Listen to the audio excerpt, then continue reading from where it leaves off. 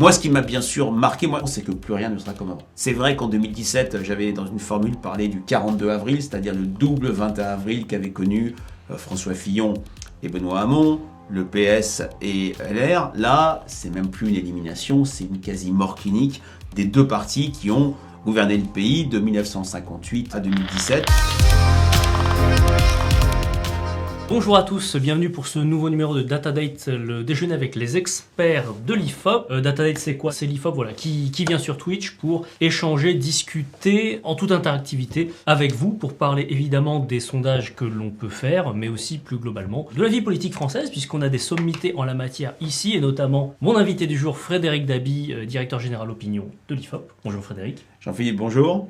Bonjour Louise. Bonjour à tous. Bonjour Lise Lucian qui est derrière, qui va venir au premier rang après Frédéric, qui sera la modératrice du chat. Frédéric, de quoi vas-tu nous parler aujourd'hui? Alors, je n'avais pas révisé, si. On devait parler de la présidentielle, de ce scrutin. Et effectivement, l'IFOP a été, vous l'avez vu, très présent avec notre rolling, avec notre soirée électorale avec TF1, LCI. Alors, Cocorico, LCI, TF1 a fait les meilleures audiences pour la première fois depuis 2007, et LCI... C'est grâce à nous. Non, on y a participé, on a apporté notre pierre à l'édifice, et LCI a été première ou deuxième chaîne d'info le plus souvent, derrière BFM. Donc, et non, pas de Cocorico. Moi, ce qui m'a marqué sur cette élection, bon, il y a le côté professionnel, nos 90 redressements avec Jean-Philippe et l'équipe de Jean-Philippe avec Louise sur le rolling, nos enquêtes quotidiennes.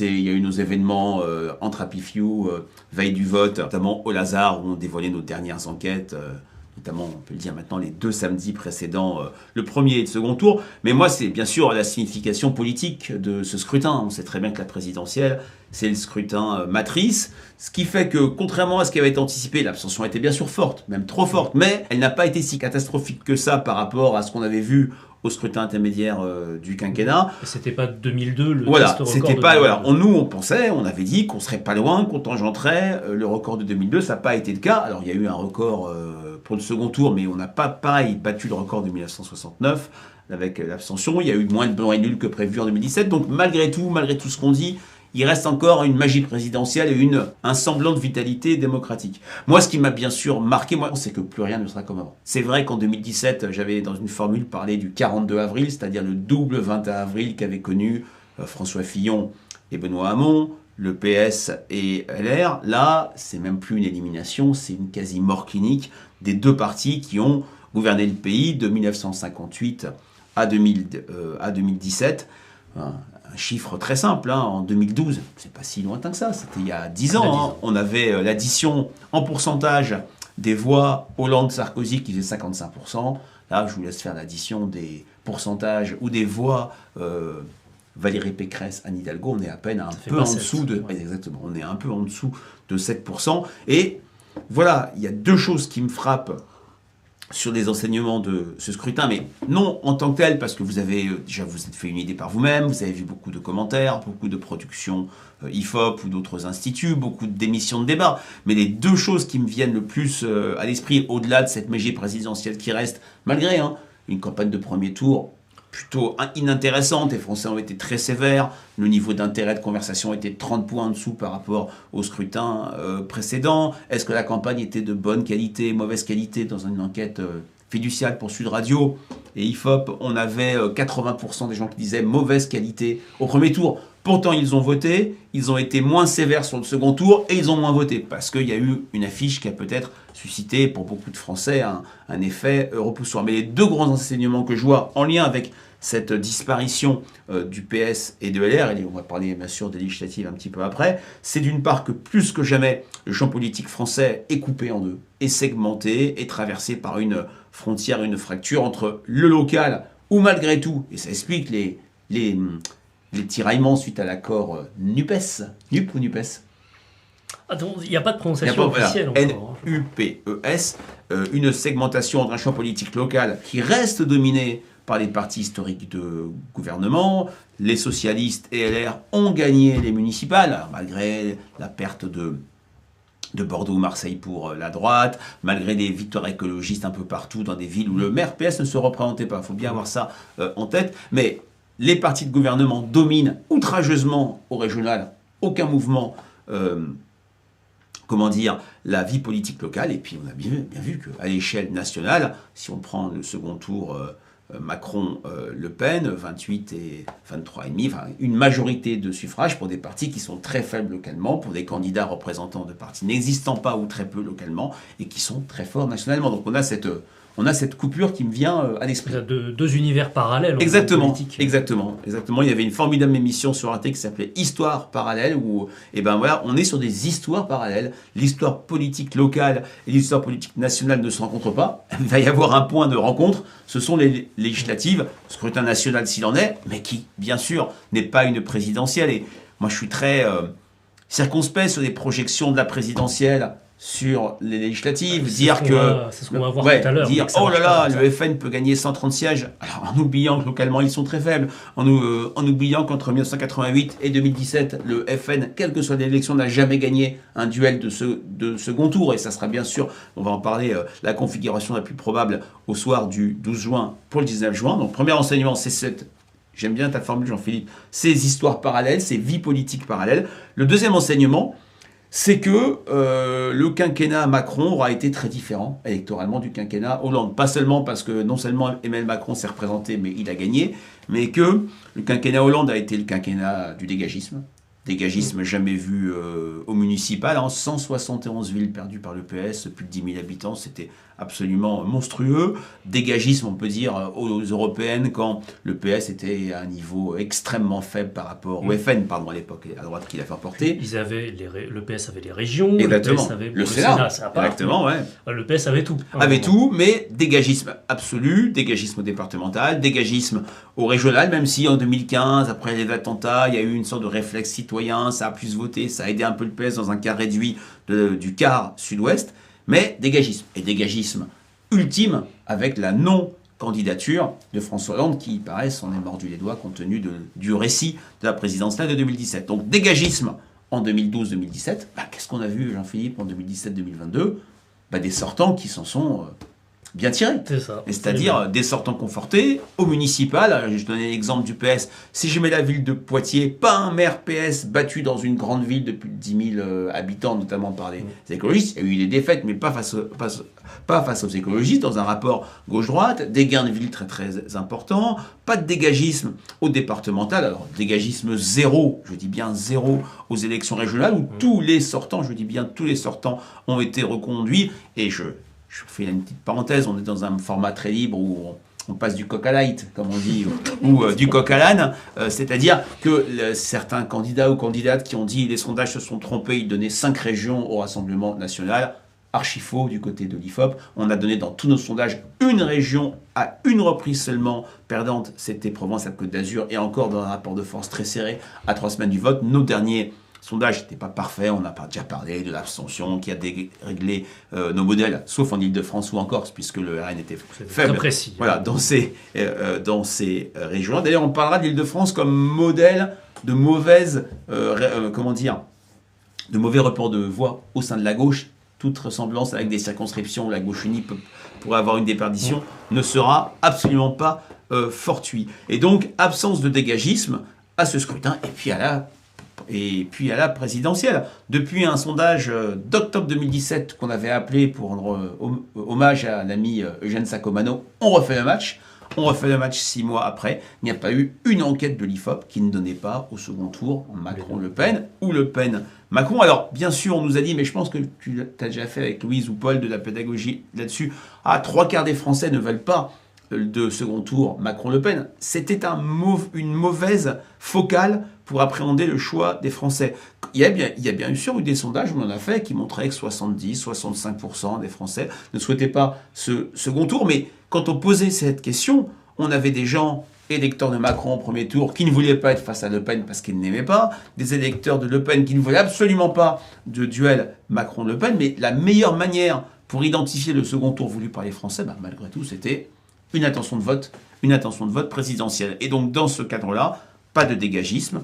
Et voilà, l'absence de dégagisme absolu, ça a été ce président sortant qui a été réélu, pourtant détesté.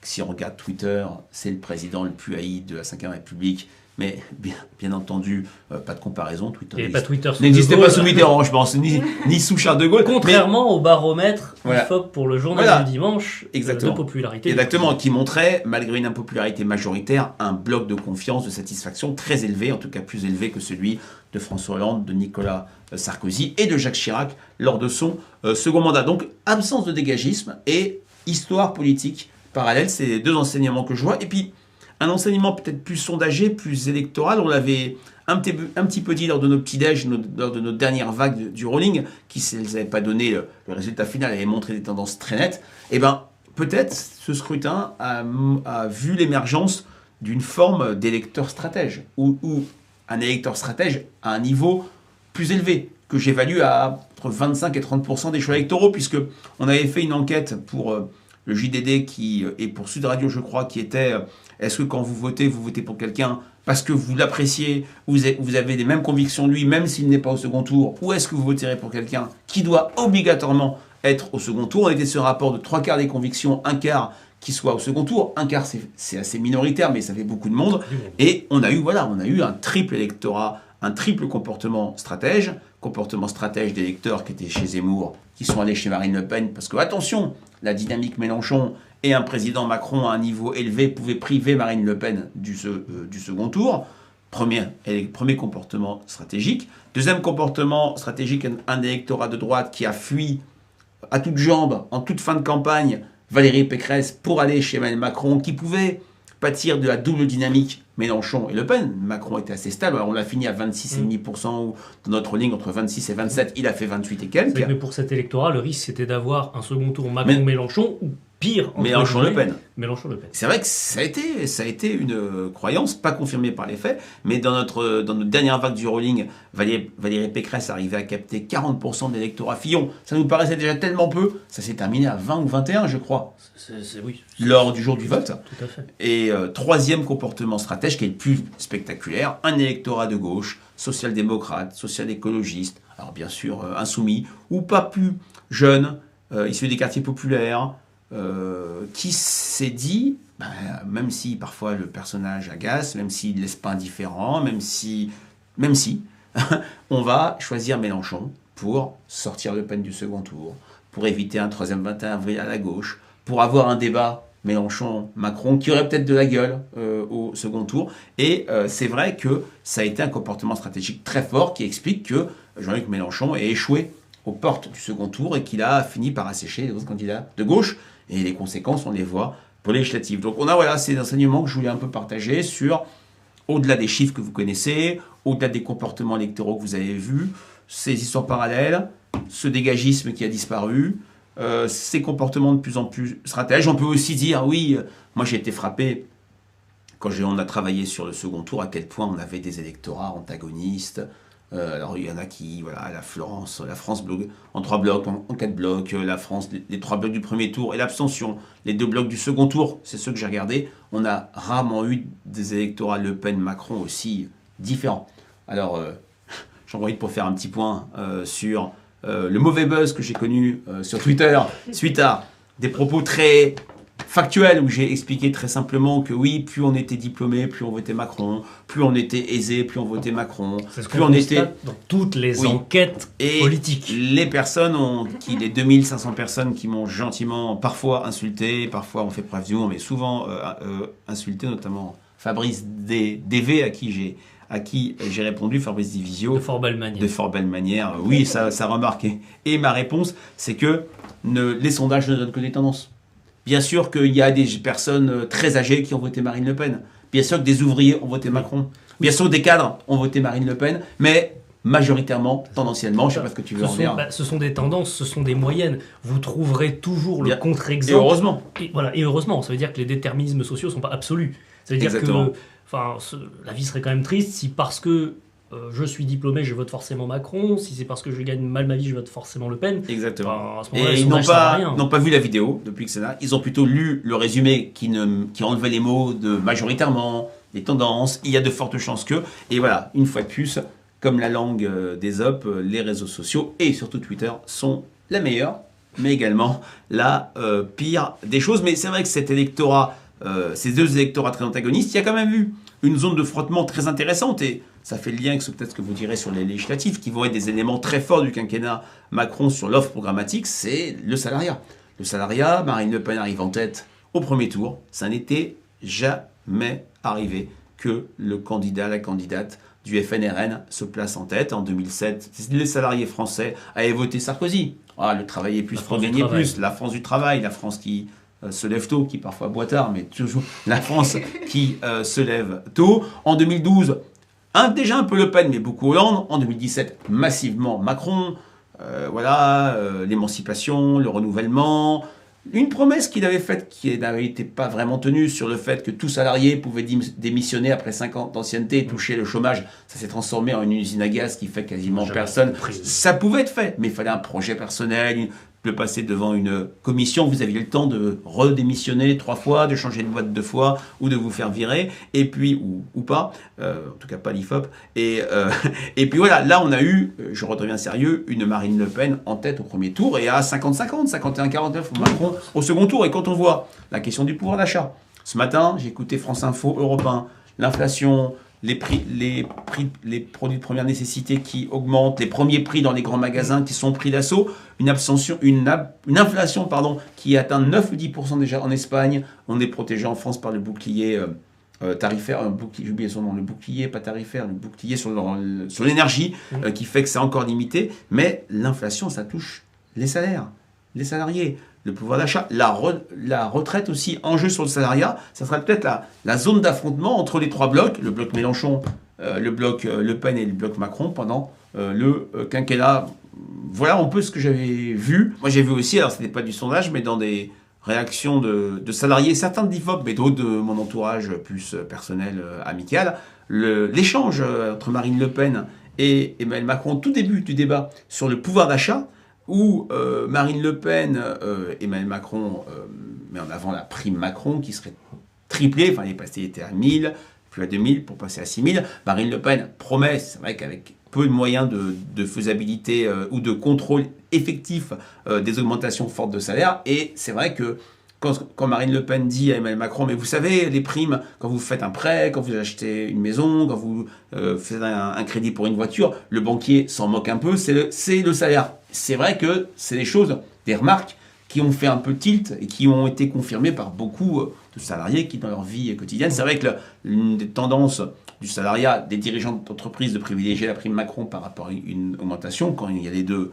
c'est toujours mieux, mais c'est vrai que c'est quelque chose qui a été une sorte de résumé de ce débat sur la forme Marine Le Pen, plutôt pas mal et nettement meilleur qu'en 2017. Sur les constats, elle a pu capitaliser sur sa connaissance de la proximité du terrain et des réalités des Français, que vivent les Français, sur les solutions, sur le comment, sur l'offre programmatique, effectivement, toujours très en faiblesse par rapport au président sortant, qui a quand même réussi l'exploit, un peu comme au judo, quand on s'appuie sur l'adversaire pour le faire chuter plutôt qu'y aller directement, on s'appuie sur la force de l'adversaire. Ce qui a été mis sur la table lors du débat, c'est moins le bilan d'Emmanuel Macron, on aurait pu le croire, un peu comme celui de Giscard en 81, ou naturellement celui de Nicolas Sarkozy en 2012, que le projet de Marine Le Pen. Et c'est en ça que le débat, même s'il a été plus équilibré qu'en 2017, a quand même tourné, je trouve, et ça a été confirmé par des sondages, on n'en a pas fait nous, on n'aime pas les sondages à chaud, mais ça voulait dire quelque chose par les sondages de confrères faits à chaud